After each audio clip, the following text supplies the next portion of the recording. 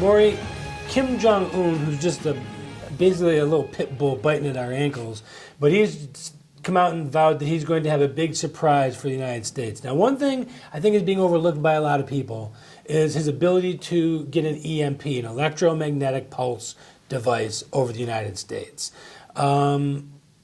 The Russians are the ones that talked about developing it. All it is taking a nuclear device and lighting it up over the homeland and basically frying our communications and putting us back to the 19th century without the horse and buggy. How realistic do you find that threat? Do you think that that's something we're overlooking? You know, there's a huge question mark there, because I always felt that the Chinese were using the North Koreans as a means of keeping Japan and South Korea in line, and using that as a threat to the others, and keeping their own hands clean. So they let him go on the leash, and then they pull him back, and then let him go, and then pull him back. But the point is, they seem to be doing whatever they want to do, and China doesn't. China provides 85% of the foodstuffs that are being used in North Korea. And Russia has a small, but a border with North Korea as well. Well, Russia was the one that started the Korean War back in 1950. They were the ones that Stalin wanted to take over South Korea, because we had a Secretary of State at the time who stupidly said, this is not part of America's area of interest. He interpreted that to mean Russia had a free hand to take over all of the Korean peninsula. And that's what didn't realize that at that point Truman was ready to stop the Russians, and this is the reason why they didn't take over South Korea. So do you get the feeling that maybe China doesn't control Kim Jong-un as much as you thought they did? No, I think... Or is he more reckless than you thought he was? I think Kim Jong-un is a mental case. I mean, the guy is nuts. He really doesn't know. You got a crazy guy running that country. Willing to kill his own family.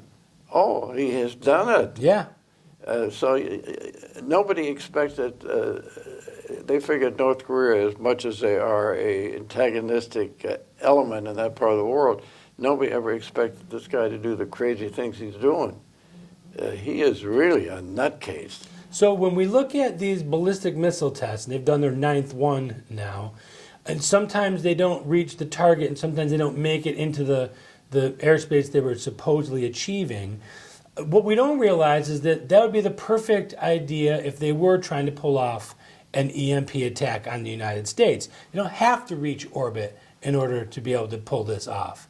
And I don't hear the technocrats or the scientists or the guys in the know talking about this whatsoever. Do you think that they have the capability to reach the United States?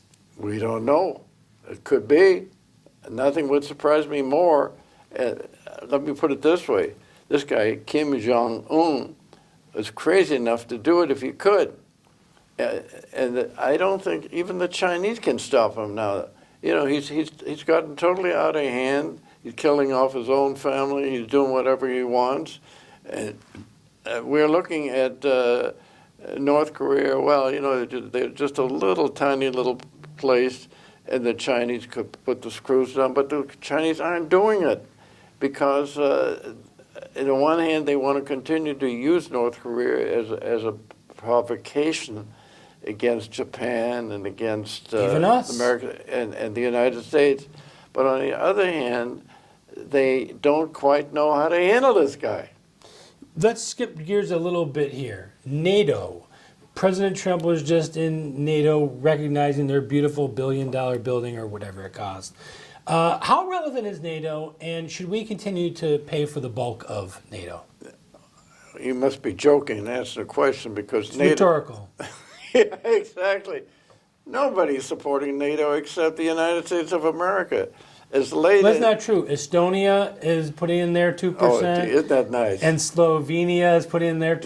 Listen, we, the United States, is putting our money into the United Nations, who are our, and 2/3 of the United Nations hates the United States, okay? We're giving them their apartments and buildings in New York. We're doing everything for them. And these liberal governments, which we've had, including Republican governments like the Bush family, have allowed this to keep happening. We don't put any pressure on our prospective enemies. And not only pressure, but financial obligations that they've signed up for.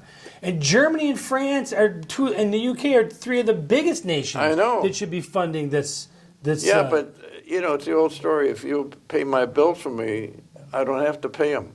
The point is, the United States has shown no predisposition to punish those who are not following along with the deal. The other phony part of it is that it's 2% of GDP. Well, who has the biggest GDP in the world that's part of that financial situation? The United States of America. By far. So even if they did put in their 2%, it's not going to come anywhere close to what we're funding. No, we are probably financing 60 to 5% of NATO's costs.